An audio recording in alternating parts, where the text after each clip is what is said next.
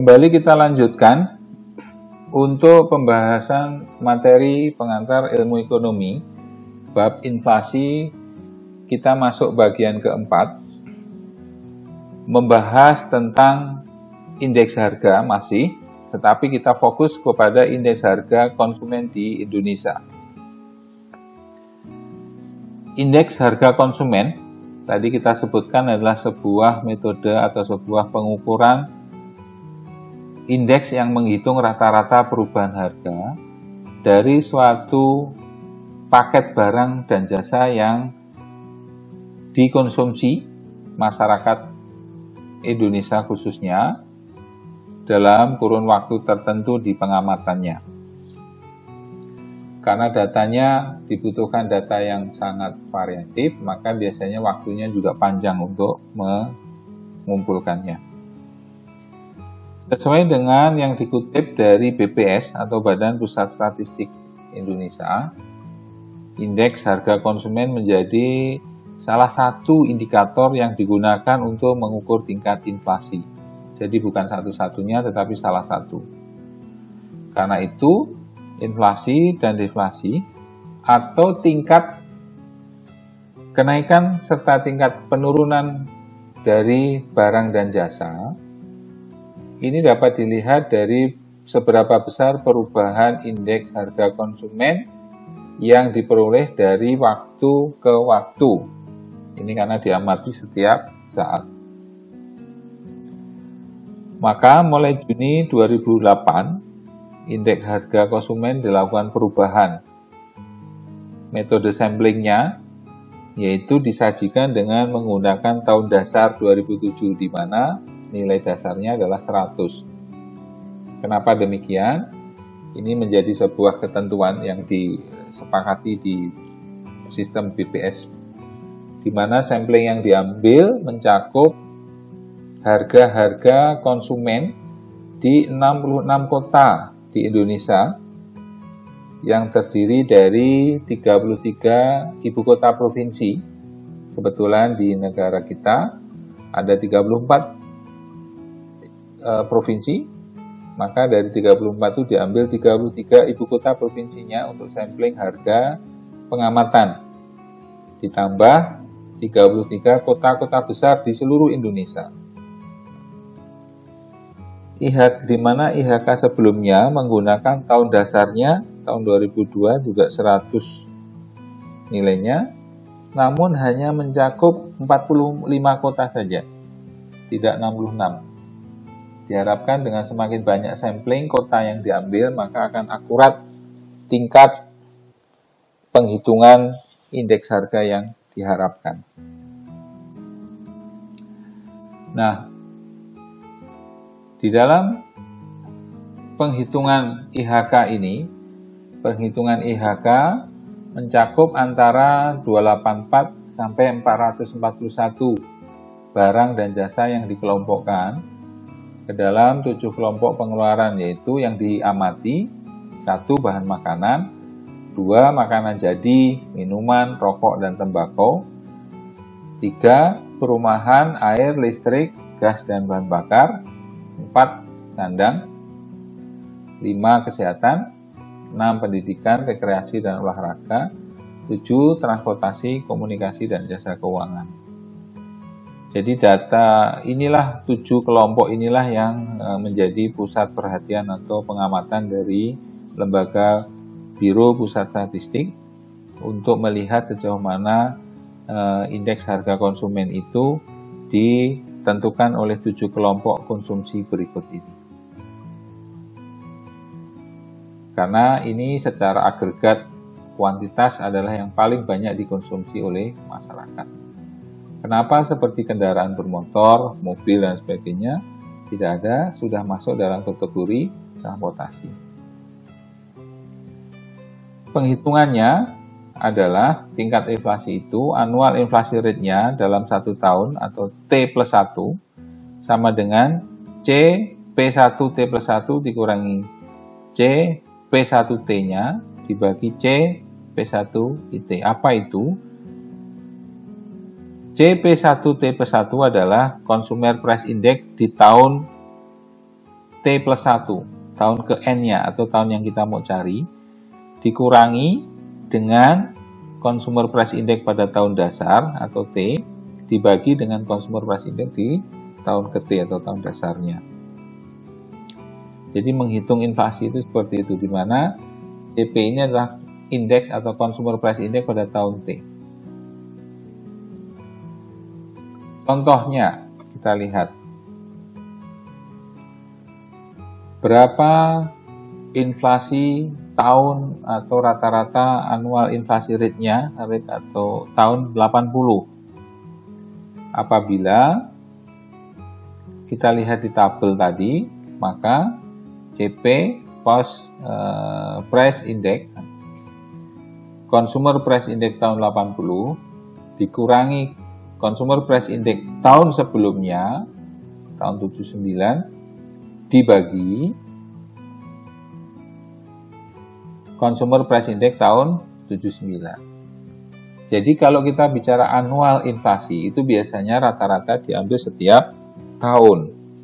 Tidak mungkin kalau annual inflasi rate tahun 80, maka dikurangi Consumer Price Index-nya tahun 60, itu tidak. Jadi kalau kita bicara annual, penghitungannya setiap, perubahannya setiap tahun, bukan setiap dekade. Maka hasilnya dari tabel yang sebelumnya tadi kita tunjukkan, di mana Consumer Price Index di tahun 80 itu ada 246,8, sedangkan tahun 79 ada di 217,4. Maka 246,8 dikurangi 21,4 dibagi 217,4. Maka bisa diketahui inflasi rate atau rata-rata inflasi pada tahun 80 itu adalah 0,135 atau 13% per tahun. Sehingga dengan mudah kita juga bisa menghitung apabila kita bisa mendapatkan data dari Biro Pusat Statistik atau bahkan BPS juga kadang mengeluarkan laporan inflasi setiap tahun atau setiap semester atau setiap kuartal. Itu kita bisa melihat inflasi di tahun 2020 ini berapa. Apakah inflasi atau deflasi? Maka Biro Pusat Statistik akan mengeluarkan data itu sebagai laporan perkembangan ekonomi di Indonesia. Tingkat inflasi. Perkiraan tingkat inflasi itu didasarkan atas satu kecenderungan rata-rata inflasi sebelumnya, prediksi kondisi ekonomi, judgment atau keputusan, kemudian juga elemen-elemen peramalan ekonomi yang lain. Jadi pemerintah itu sudah bisa melakukan prediksi atau sudah bisa menentukan tingkat inflasi pada tahun 2021 kuartal pertama, misalkan. Dari mana prediksi itu bisa dilakukan? Dari kecenderungan rate inflasi sebelumnya, juga prediksi kondisi ekonomi nanti di tahun 2021, kemudian bisa jadi juga dilakukan keputusan politik bahwa pemerintah memutuskan perkiraan inflasi tahun 2021 adalah X% misalkan. Itu yang terjadi. Juga bisa juga karena elemen peramalan ekonomi dari pengamat-pengamat ekonomi. Ekspektasi tingkat inflasi dapat dilakukan dengan dua cara. Pertama, individual annual inflation rate, inflasi tahunan, yaitu tingkat inflasi yang dihitung pada tiap-tiap tahun.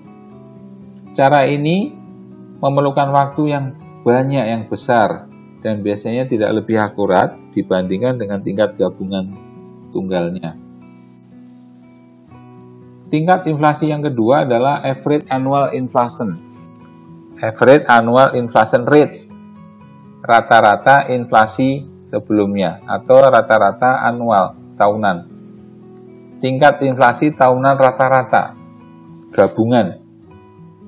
Ini digunakan untuk investasi dengan proyeksi umur yang panjang. Tingkat inflasi ini ditentukan dengan rumus persamaan Consumer Price Index pada tahun T dikalikan 1 plus F atau ini adalah F ini adalah rata-rata annual inflasi rate-nya. Pangkat N sama dengan Consumer Price Index pada T plus N-nya. Kita ambil contoh. Price Index masih memakai data sebelumnya pada tahun 65 sampai 98. Kemudian dari data ini kita diminta untuk menghitung tingkat inflasi, misalkan berapa tingkat rata-rata inflasi pada akhir tahun 66 sampai dengan akhir tahun 80, ada 14 tahun. Maka kita dapat hitung Consumer Price Index-nya pada tahun 66 itu adalah 97,2. Kita lihat sebelumnya. Consumer Price Index-nya tahun 66 adalah 97,2. Ini. Sedangkan Consumer Price Index tahun 80 itu 246,8. Kita lihat apa betul. Consumer Price Index tahun 80 24,8. Oke, betul. Maka kita akan hitung inflasi rate rata-ratanya dengan memakai rumus Consumer Price Index tahun 66 dikalikan 1 plus rata-rata inflasinya berapa. Ini yang kita mau cari. Pangkat 14, kenapa 14? Karena kita hitung 14 tahun. Sama dengan Consumer Price Index tahun 80 246,8 dengan rumus matematika sederhana.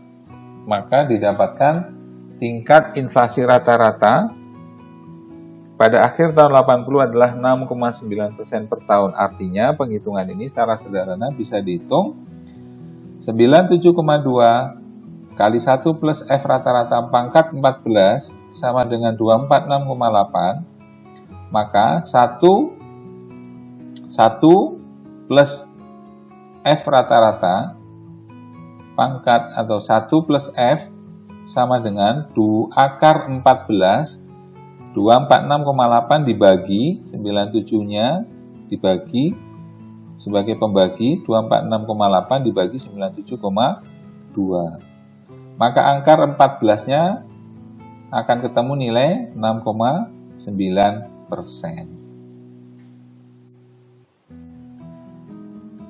Demikian pembahasan kita pada bab inflasi. Sudah kita bahas apa itu inflasi, penyebabnya, cara mengendalikan, cara menghitungnya, dan seterusnya. Semoga dapat dipahami dan dapat bermanfaat menambah pengetahuan kita tentang pengantar ilmu ekonomi bab inflasi.